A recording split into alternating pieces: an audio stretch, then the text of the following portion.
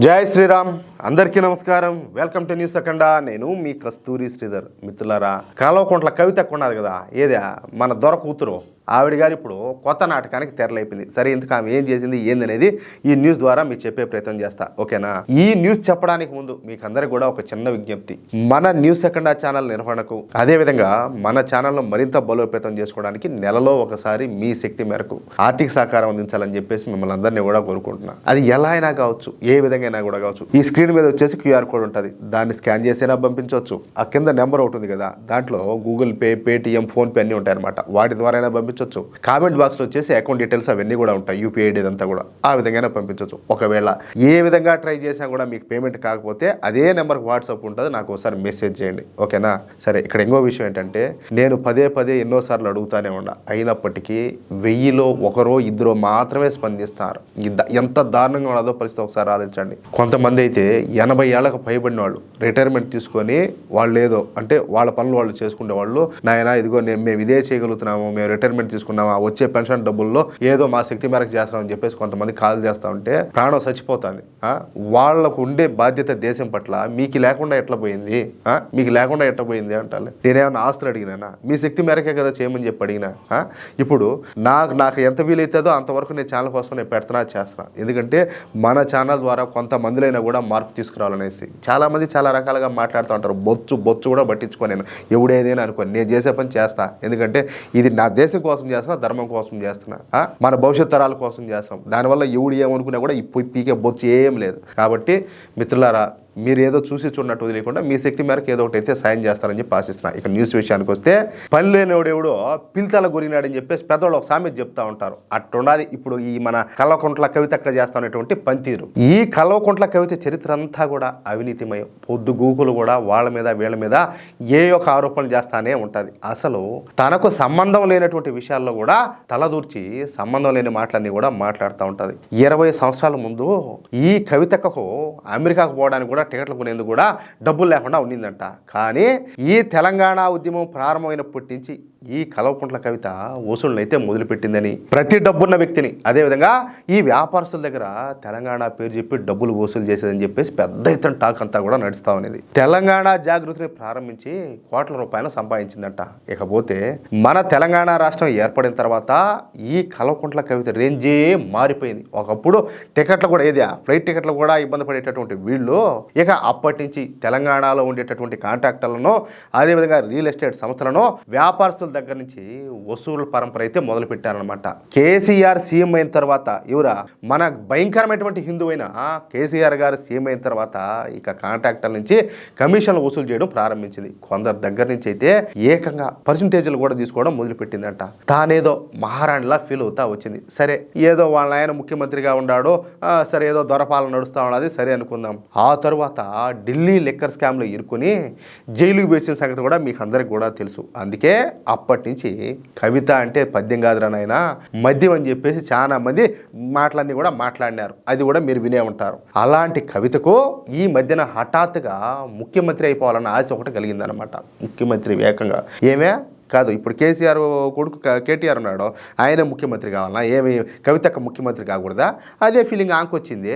దీంతో ఈ కవితకు అన్నైనటువంటి కేటీఆర్ ఈ విషయాన్ని ముందుగానే గుర్తించి ఈ కవితను పార్టీ నుంచి దూరం పెట్టాడు. ఇదేదిరా నాయన, చెల్లెలు అనుకున్న దగ్గర తెచ్చి నువ్వు నాకే ఎసురు పెడతావని చెప్పేసి దూరం పెట్టాడు. అయినప్పటికీ కూడా ఈ కవితకు మాత్రం సీఎం అవ్వాలన్న ఆశ అయితే సావల. అందుకే కొత్త పార్టీ పెట్టే ఆలోచన చేస్తా ఉన్నట్టు తెలుస్తుంది. అందుకే ముందుగా అందుకు కావాల్సినటువంటి రంగం అంతా కూడా సిద్ధం చేసుకుంటుంది.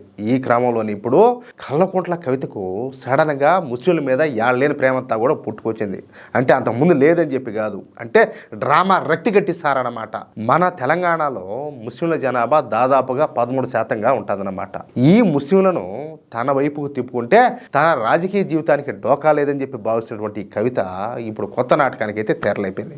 ఇక నేను ఒక మాట చెప్తా. ఇప్పుడు కాంగ్రెస్ పార్టీ వచ్చేసి ఇంకా వాళ్ళ గురించి మనం చెప్పమల్లా, ఆ పేరులోనే కాంగ్రెస్ ఉన్నది. ఇక ఇదే తెలంగాణలో హైదరాబాద్లో ఎంఐఎం పార్టీ బలంగా ఉన్నది. మళ్ళీ ఇప్పుడు ఏం వచ్చిందంటే, ఆ ఉండే 13% మంది ముస్లింల్లో ఏ పార్టీకి ఎవరు సపోర్ట్ చేస్తారు కొంచెం అన్న ఆలోచించాలి కదా. అదేదో సరే నువ్వు ఎవరికే సపోర్ట్ చేయలేదు, న్యాయం వైపు నువ్వు నిలబడితే అందరూ సపోర్ట్ చేస్తారు కదా, అవునా కాదా? అదేమయ్యా అంటే తెలంగాణ ప్రభుత్వం ఇప్పుడు ఉండేటటువంటి రేవంత్ రెడ్డి ప్రభుత్వం ముస్లింలను ఈ బీసీలలో చేర్చి మొత్తానికి కలిపి 42% రిజర్వేషన్లు ఇస్తా ఒక కొత్త బిల్లును తెచ్చి దాన్ని పాస్ చేసిందనమాట. అయితే ఆ బిల్లుకు ఖచ్చితంగా కేంద్ర ప్రభుత్వం అయితే ఆమోద ముద్ర వేయాలి. మరి ముస్లింలకు రిజర్వేషన్లు అంటే కేంద్రంలో ఉన్నటువంటి మోడీ ప్రభుత్వం ఖచ్చితంగా ఒప్పుకోదు. అందుకే కేంద్ర ప్రభుత్వం ఆ బిల్లును అయితే ఆమోదించాల. అర్థమవుతుందా? ఇక ఇదే అదునుగా భావించినటువంటి మన కల్వకుంట్ల కవిత రంగంలోకి దిగిపోయింది. ఇక ముస్లింలను బీసీలలో చేర్చకుండానే ముస్లింలకు సపరేట్గా 10% రిజర్వేషన్లు ఇవ్వాలని చెప్పేసి కొత్త డిమాండ్ అయితే తెర మీదకి తీసుకొచ్చింది. చూడండి, వాళ్ళు ఉండేది ఎంతమంది? 13% మంది. వాళ్ళకి ఇవ్వాలని చెప్పి డిమాండ్ చేస్తుంది ఎంత? 10% రిజర్వేషన్లు ఇవ్వాలంట. ఇక మిగతా వాళ్ళంతా ఏం చేస్తారు? బొచ్చెత్తుకొని అడక తినాలనా? మిగతా మతాలు, మిగతా కులాలన్నీ కూడా మిగతా వాళ్ళంతా ఏం చేయాలా అంటే వాళ్ళకి మాత్రం సపరేట్ అయిన న్యాయమా? ఇప్పుడు మన భారతదేశము అదేవిధంగా ఈ పాకిస్తాన్ విడిపోయిందే మత ప్రాతిపదికన కదా. వాళ్ళకి ఆల్రెడీ ఒక దేశం ఇచ్చేసినాము, వాళ్ళు వెళ్ళిపోయారు. ఇప్పుడు ఉండే వాళ్ళు ఇక్కడ ఉండారు. అది వాళ్ళకి నచ్చి వాళ్ళు ఇష్టపడి ఉండారు కాబట్టి వాళ్ళకి రిజర్వేషన్లు ఇచ్చినా ఈపినా వాళ్ళు ఏండే ఉండాలి. ఏమి మత ప్రాతిపదికనే కదా ఆ దేశం విభజించి ఇచ్చిందా? ఇప్పుడు పాకిస్తాన్లో ఉండే హిందువులకు అసలు రిజర్వేషన్లు ఉన్నాయా? హక్కులు ఉన్నాయా? అసలు వాళ్ళ మనుషులుగా చూస్తారా? మరి వీళ్ళని ఎందుకు నెత్తిని పెట్టుకొని ఊరేగడం? అందరినీ చూసేట్టే వాళ్ళలో చూడండి. కాదని ఎవడన్నాడు, వద్దని ఎవడన్నాడు? అందరికీ ఇప్పుడు ఏ విధంగా అయితే విద్య, వైద్యం, మౌలిక సదుపాయాలు అన్నీ కూడా కల్పిస్తున్నారో వాళ్ళకు కూడా అట్టే కల్పించండి. ఎవడు వద్దన్నాడు, ఎవడు కాదన్నాడు? అట్ట కాకుండా వాళ్ళకి సపరేట్గా 13% మంది ఉండే వాళ్ళకు 10% రిజర్వేషన్లు ఇచ్చేది ఏంది అంటాలే? పాపం ముస్లింలు అమాయకులని, వాళ్ళంతా కూడా పేదోళ్ళని, వాళ్ళ అభ్యున్నతికి నేను పోరాడతా అని చెప్తా కొత్త నాటకాన్ని అయితే సిద్ధం చేసింది. అమాయకులా? నిజమే, అమాయకులే. నేను కూడా ఒప్పుకుంటున్నా, అమాయకులేను, నేను కాదని. నేను ఇప్పుడు ముస్లింలకు 10% రిజర్వేషన్లు కల్పించాలని చెప్పి కోరతా ఢిల్లీలో ఉన్నటువంటి జంతర్ మంతర్ దగ్గర 3 రోజుల పాటు నిరాహార దీక్ష చేస్తుందంట. ఎవరు? మన కవితక్క. అంటే 72 గంటల పాటు కల్వకుంట్ల కవిత ఢిల్లీలోని జంతర్ మంతర్ వద్ద కొత్త నాటకం వేయబోతుందన్నమాట. ఇక ఈ దిక్కుమాలినటువంటి దీక్ష కోసం దేశంలోని ముస్లిం మత పెద్దలందరినీ కూడా ఆహ్వానిస్తానంట. పైగా ముస్లింలకు 10% రిజర్వేషన్లు కనుక ఇవ్వకపోతే నేనేంటో బీజేపీకి రుజువు చూపిస్తాను, నేనంటే మోడీ ప్రభుత్వానికి హడలని చెప్పి ఈ దీక్షను ప్రారంభిస్తానంట. ఈవిడంటే బీజేపీకి మోడీకి హడలా? నిజమే, వాస్తవేను. ఆడి లోపలికి పోతా చనిపోయింది కదా, అది చూసి ఏమన్నా భయపడి ఉంటారు మోడీ గారు. ఏం మాట్లాడతారు, ఏం ఆలోచిస్తారు, వీళ్ళు ఏం ఊహించుకుంటున్నారు? ఇక్కడ ఇంకొక విషయం ఏంటంటే మనకు స్వాతంత్రం వచ్చే ముందు వరకు మన ఆస్తులను, భూములను, వ్యాపారాలను అప్పటి ఈ ముస్లింలంతా కూడా లూటీ చేసేసారు. అవునా కదా? ఎవరైతే అప్పుడు ఈ సుల్తాన్లు, నవాబులు ఎవరైతే పరిపాలించారో వాళ్ళ ఇష్ట ప్రకారం అంత దౌర్జన్యాలు ఆ విధంగా పరిపాలన జరిగింది. అంటే హిందువులు కష్టపడి సంపాదించుకుంటే దాని ప్రతిఫలం మాత్రం అప్పట్లో ఈ ముస్లింలంతా కూడా అనుభవిస్తూ ఉన్నారు. స్వాతంత్రం రాకముందు వరకు మన దేశంలో ముస్లింలు బాగా డబ్బున్న వాళ్ళుగానే ఉంటా ఉన్నారు. వాళ్ళు చదువుకోకపోవడం, పైగా ఈ కష్టపడే మనస్తత్వం లేకపోవడంతో చాలా మంది ఇప్పుడు వెనకబడిపోయినారనమాట.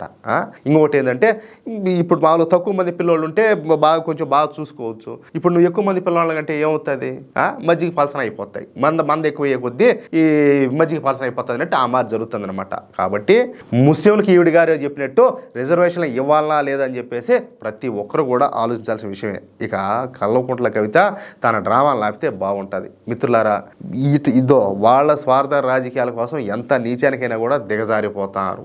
మనం కూడా బాధ్యతగా వ్యవహరించాలా, బాధ్యతగా ఆలోచించాలా. ఎలాంటి వాళ్ళకి సపోర్ట్ చేయాలా, ఎవరిని దగ్గర చేయాలా, ఎవరిని అధికారంలో కూర్చోబెట్టాలని కూడా మనం ఆలోచించాలా. లేకపోతే వీళ్ళు మనకే పోటీ పొడుస్తారు. అది మాత్రం పక్కాగా జరుగుతుంది. లేకపోతే 13% మంది ఉండే ముస్లింలకి ఏంది 10% రిజర్వేషన్లు ఏంది దారుణం అంతా కూడా.